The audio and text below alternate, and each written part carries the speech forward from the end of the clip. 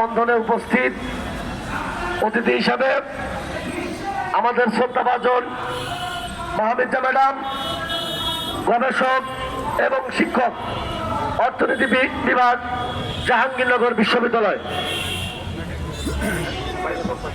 দুনিয়ার মজদুর, দুনিয়ার মজদুর, এক হও, লড়াই করো।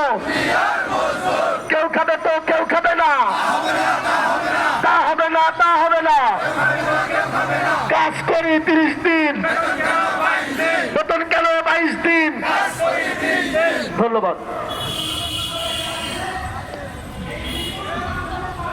ধন্যবাদ। আসসালামু আলাইকুম।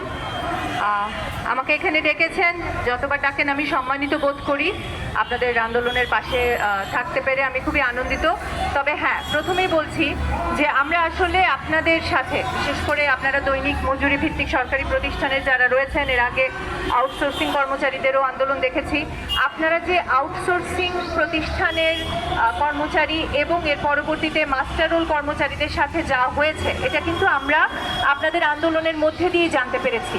এর আগে আসলে আন্দোলনের আগে এখানে এই সেক্টরে কি হয়, আউটসোর্সিং এর নামে কি ধরনের নিয়োগ বাণিজ্য চলে, কিভাবে কর্মচারীদের সাথে কিভাবে শ্রম অধিকার লঙ্ঘন করা হয়, এই বিষয়গুলো সম্পর্কে আমি স্বীকার করছি যে আমরা অত বেশি জানতাম না। আপনাদের আন্দোলনগুলো সামনে আসার মধ্যে দিয়ে আমরা জানতে পারলাম যে সরকারি প্রতিষ্ঠানের ভিতরেই শ্রম অধিকারের কি ভীষণ লঙ্ঘন হয়। আমরা আগে গার্মেন্টস সেক্টরে দেখেছি, আপা এখানে গার্মেন্টস সেক্টরে দীর্ঘদিন ধরে কাজ করেন, আমরা গার্মেন্টস সেক্টরে দেখেছি এই ধরনের নিপীড়ন এবং অমানবিক ব্যবহার চলতে। আমরা দেখেছি প্রতি পদে পদে সেখানে শ্রম অধিকার লঙ্ঘন হচ্ছে। কিন্তু সরকারি প্রতিষ্ঠানের ভিতরে সরকারের আমলাতন্ত্র, সরকারের ভিতরের লোকজন তার শ্রমিক এবং কর্মচারীদের সাথে কি ধরনের আচরণ করেন এবং পদে পদে শ্রমিক অধিকার লঙ্ঘন করেন, সেটা আন্দোলনের মধ্যে দিয়ে আমাদের সামনে নিয়ে আসার জন্য আপনাদের প্রতি কৃতজ্ঞতা জানাচ্ছি।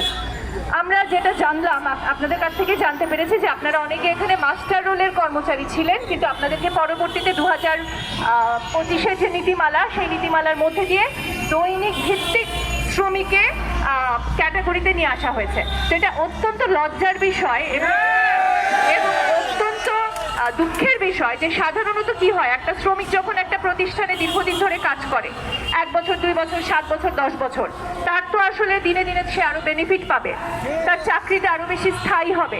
সরকারি প্রতিষ্ঠান প্রথম বছরে হয়তো তাকে দিল না কিছু, দ্বিতীয় বছরে দিল না, কিন্তু তৃতীয় বছর পঞ্চম বছরে গিয়ে সে নানা ধরনের ভাতা পাবে।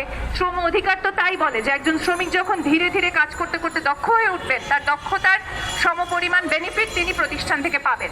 আপনাদের ক্ষেত্রে আমরা একটা অদ্ভুত ব্যাপার দেখলাম যে বাংলাদেশে সবকিছুই সম্ভব আসলে, যে আপনাদের যত সময় গেল, 5 বছর গেল, 7 বছর গেল, কেউ এখানে আমি শুনতে পেলাম আপনাদের এখানে যারা বক্তব্য দিলেন যে কেউ 10 বছর 15 বছর ধরেও এখানে কাজ করছে, অথচ হঠাৎ করে মাস্টার রোল যে পজিশনটা ছিল, 20-30 বছর ধরে কাজ করেছেন, মাস্টার রোল যে পজিশন ছিল